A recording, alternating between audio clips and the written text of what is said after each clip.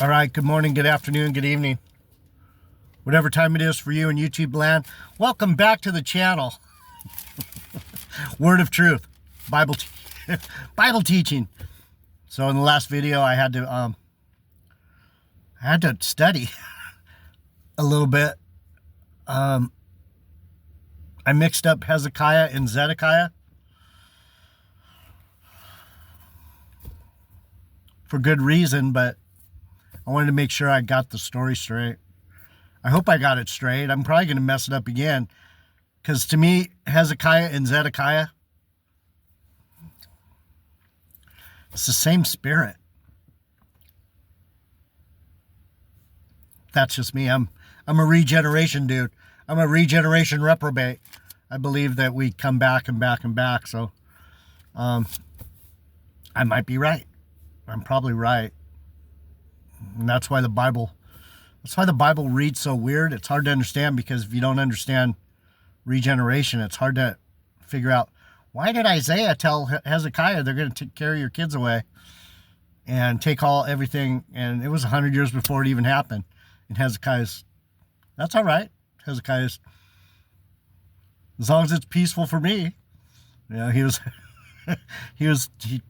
said, fine, it's good that it's peaceful for me.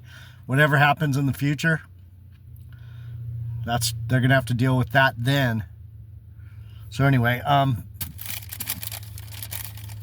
yeah, and then it did happen. It happened to Zedekiah after like 5 kings, and almost 100 years later, from the time Hezekiah got warned, they're gonna get you. Babylonians are gonna get you. You shouldn't have showed them all your shit. Now they're gonna be bugging you. They're gonna be up in your shit. So then, that's what happened. They started coming around when they knew there was shit going on there, and they controlled the Jews that were in Jerusalem. They controlled the southern kingdom through tribute and taxes, and they were like Jerusalem was like an offshoot. Anyhow, and then so that's when Zedekiah, his kids got their eyes put out, or he got his eyes put out, and they killed his kids, and they carried away all the big shots out of Jerusalem, and they left the poor people like me to be vine dressers and husbandmen. It's like leaving. The Lord loves the poor, right? So what did he do? He took all the big shots out of there, because the big shots were the ones that were causing all the problems. They were intermixing with these Babylonians and Chaldeans and Moabites, and it was all turning into a big Gentile Judah cluster, because they were intermingling and stuff. And the Lord's like, I told you not to mess with these Gentiles. So he took all the big shots away to Babylon. Those were the captives. And they left the poor people like me to stay on the land, stay in Jerusalem, stay home. Vine dressers and husbandmen.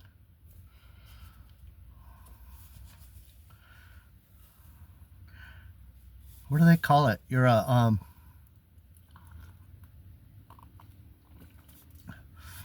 what's it called when you watch someone's house while they're away? You're a husbandman. You're a caretaker. We were like caretakers.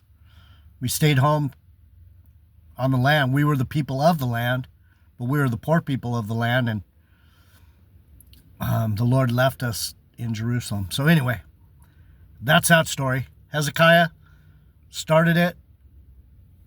Zedekiah ended it 100 years later.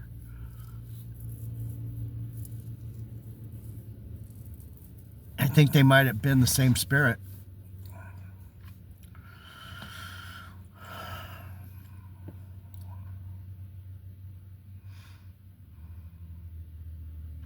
So back to Isaiah.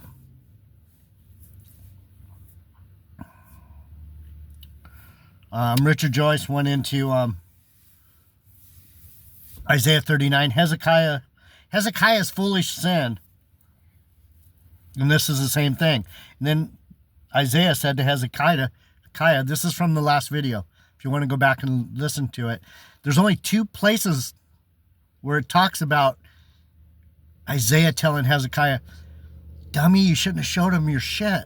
You showed him all the gold and all the silver and all the horses and all the cattle and all the expensive gold, silver. You showed him all that stuff. It was in 2 Kings 20.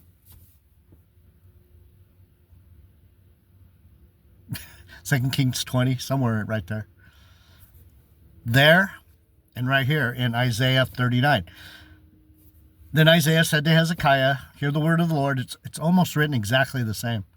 Behold, the days come that all that is in your house, and that which your fathers have laid up in store until this day shall be carried away to Babylon. Nothing shall be left. Nothing shall be left except except the vine dressers and the husbandmen, the poor people. Everything of value is going to go.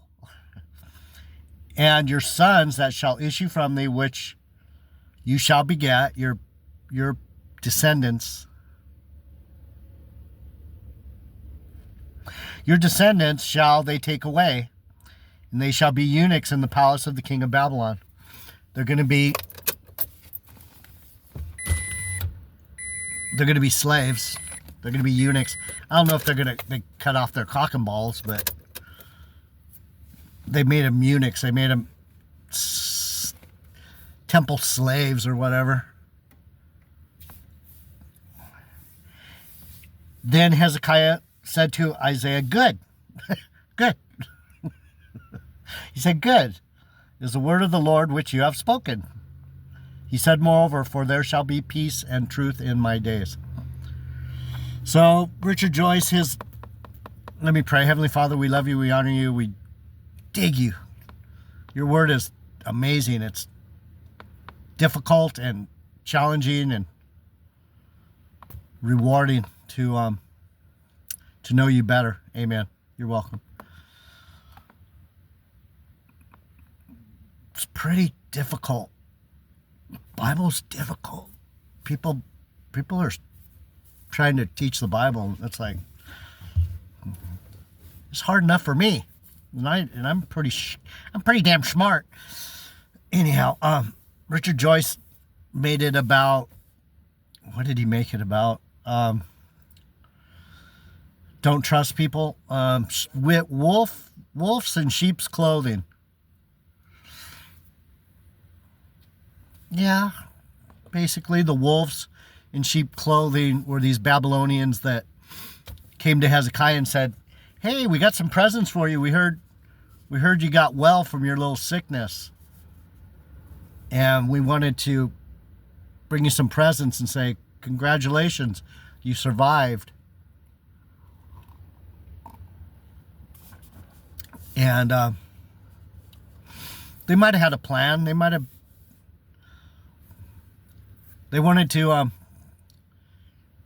do some reconnaissance on Jerusalem and see what was going on, right? So Richard Joyce has the main theme right. He had it right. Good work, Richard. The main theme is right. You got to be careful. You got to be careful with people.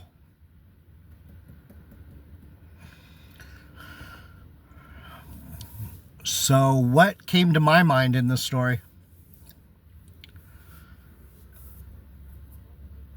I'm a lot like Hezekiah. See, when you're a tender-hearted, loving, trusting, honest, fair person like Hezekiah, you get burned easy.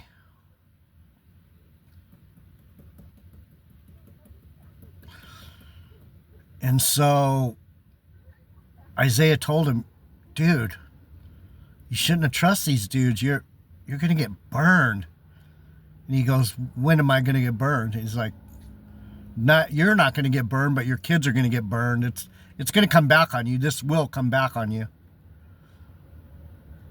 These guys aren't your friends. And so Hezekiah said, that's all right. Good for me. I'm a sweet, tender-hearted, giving, honest, open, fair guy, right? I'm fair.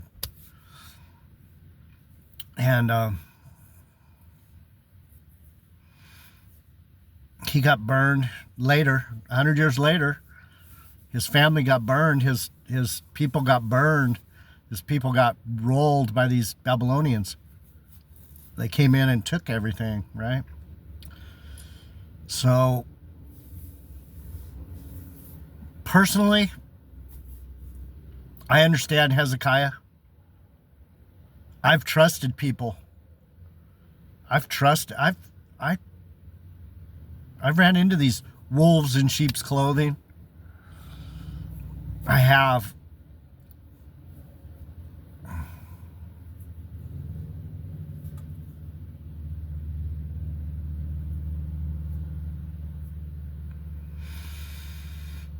I don't feel bad about myself. I feel a little stupid that I was trusting. I got taken. But at least I don't hate myself like I would hate myself if I was one of these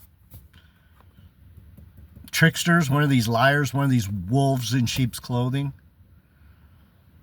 It hurts my spirit now that I wasn't more careful about who I dealt with.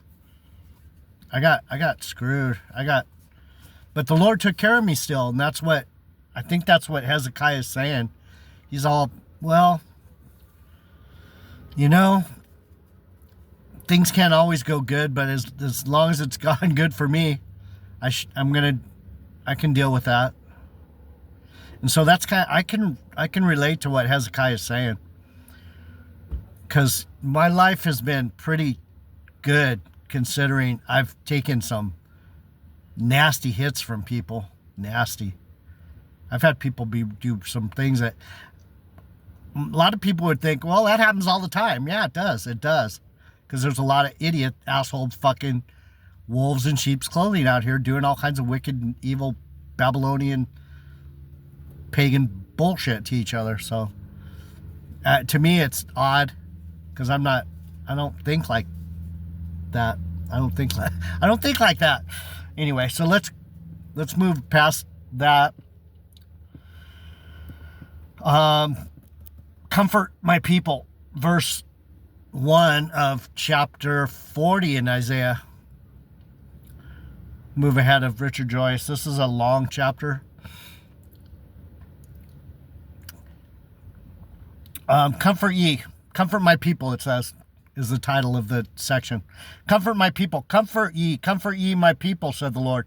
Speak ye comfortably to Jerusalem and cry unto her, that her warfare is accomplished, that her iniquity is pardoned, for she has received of the Lord's hand double for all her sins. So, I've already taken Jerusalem. Remember, Jerusalem is synonymous with my tribe Benjamin of Judah. The war's over for me. I'm not fighting anymore. I have no animosity. I can't hurt people on purpose. I can't be vengeful. The vengeance is the Lord's. So this is what Isaiah is saying now that we're moving past this trabacle, or what's the word? Trabacle. This fucking conundrum from being taken from home and carried away captive, and now we're in Babylon and all this. We're in the nonsensical Babylonian bullshit empire. I just got to wait on the Lord now. We just have to wait and not be evil back. We got to stay on our square, right? That's what Isaiah is saying. Comfort the people that are not fighting back. Anyway, the voice of him that cries in the wilderness, prepare the way for the Lord, make straight in the desert a highway for our God. Every valley shall be exalted, every mountain and hill shall be made low, and the crooked shall be made straight.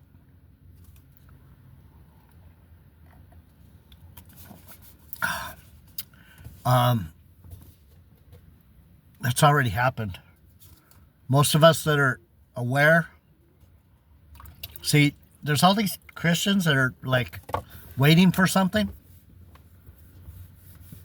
Waiting for what? What are you waiting for? I'm waiting for God to come back and rapture me up and we're going to go dance on the cloud. It's not going to happen like that. It happens in your heart. Just saying. Just saying. And the glory of the Lord shall be revealed, and all flesh shall see it together, for the mouth of the Lord has spoken it. You're going to see it sooner or later. It says that we're all going to see it together.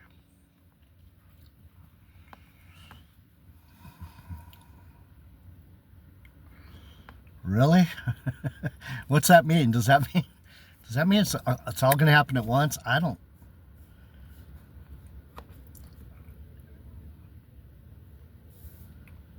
Time, you got to remember, time doesn't. I'm going to leave that alone because I don't know how to explain it. And the glory of the Lord shall be revealed. Should we get that? 5a. Isaiah 35:2. Let's go back to 35:2 Isaiah and see what he means by the glory of the Lord shall be revealed. 35:2. It shall blossom abundantly and rejoice even with joy and singing. The glory of Lebanon shall be given unto it. In the excellency of Carmel and Sharon they shall see the glory of the Lord and the excellency of our God.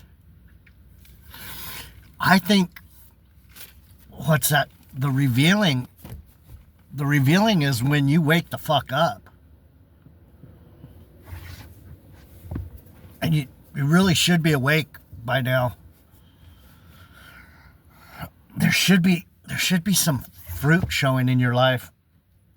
That you've moved out of your time-bound Babylonian pagan Constantine Christianity beliefs, and you're going back towards Zion. You're going back to Jerusalem. You're going back to the Lord as I and I. I and I. He's in you. He's I and I. I and I. It's us. It's I and I. I and I. Once you realize you're part of the family,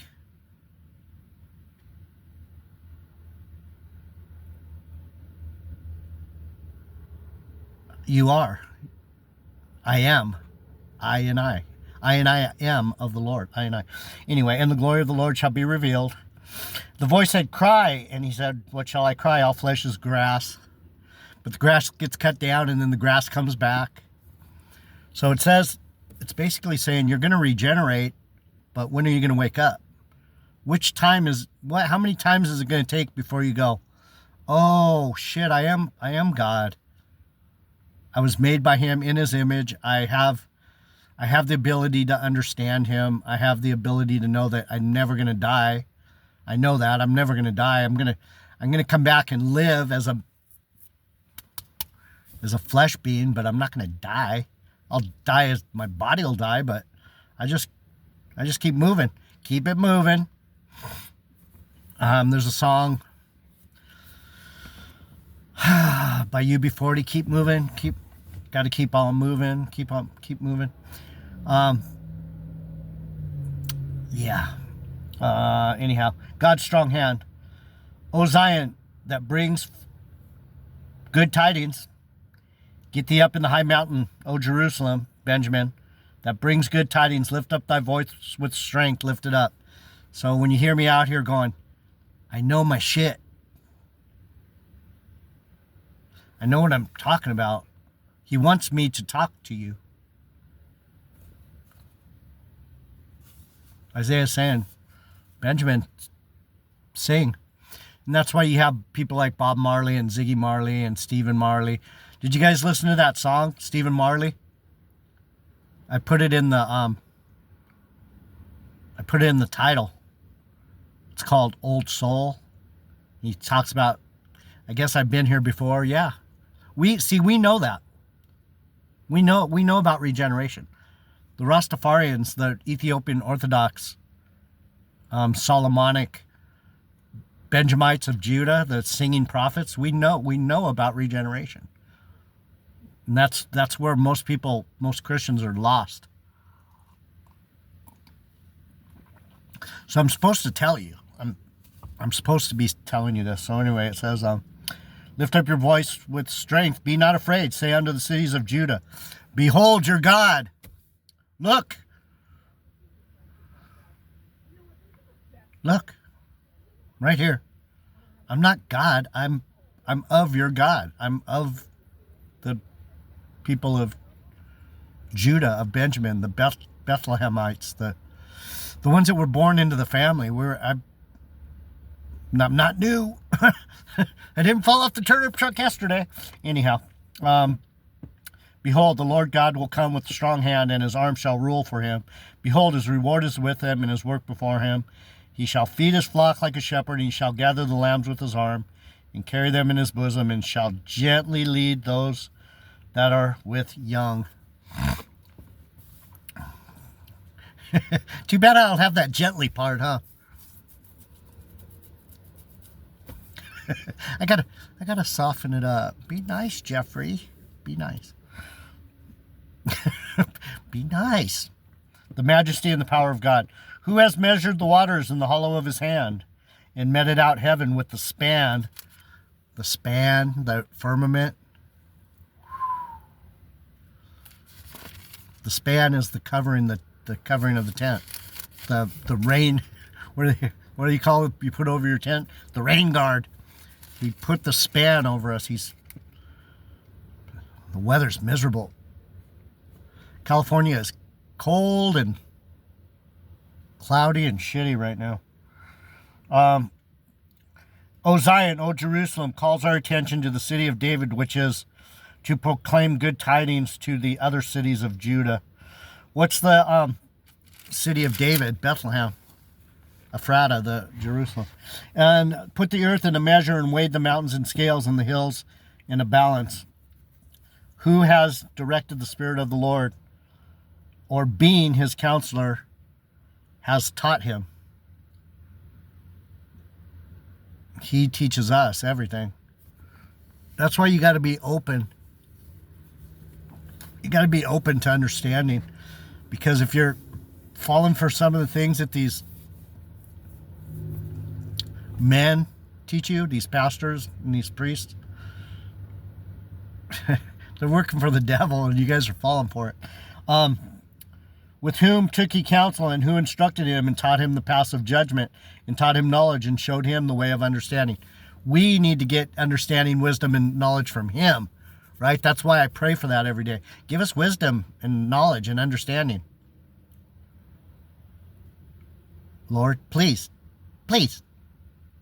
We want that. Isaiah saying, what? You think Tony Williams is going to teach you anything that you need to know about the Bible? Probably not. Doesn't even know Psalm 73 wasn't a Psalm of David. I mean, you got to have some kind of integrity. Richard Joyce, at least he tries to come up with something useful. A lot of the most useful stuff that you get doesn't have anything to do with your carnal life. It has to do with your spiritual life. Judgment. He's talking about judgment. What's it say? Who taught the Lord the paths of judgment? Judgment is justice. Are you the boss, or is he the boss? Behold, the nations are as a drop of a bucket, and are counted as the small dust of the balance. Behold, he takes up the isles as a very little thing. He's not that interested in Constantine Christianity. He doesn't really give a shit about Buddhism or Mormonism, or for that part, baptism. Baptists, Protestants. If you're a Gentile believer, if you're some kind of Constantine Christian, I've tried to tell you guys this 100 times.